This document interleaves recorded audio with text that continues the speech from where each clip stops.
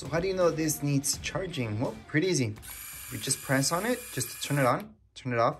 This will be flashing. So you see that flashing, that orange? That means we have to charge this.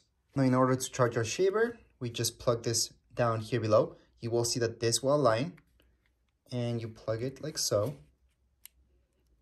Now right here, this should be flashing white. So as long as it's flashing white, that means it's fully charging. So right now, as a matter of fact, it's charging.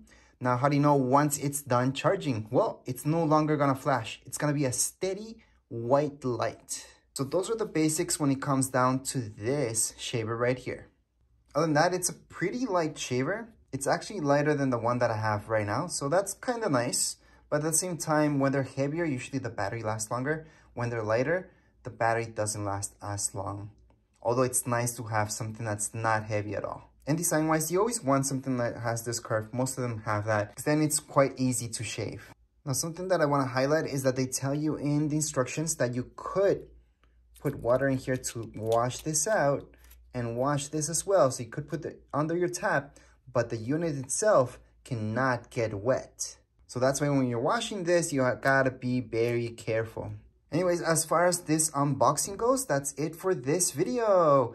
If you guys have any comments, questions, you guys can write down here in comments area.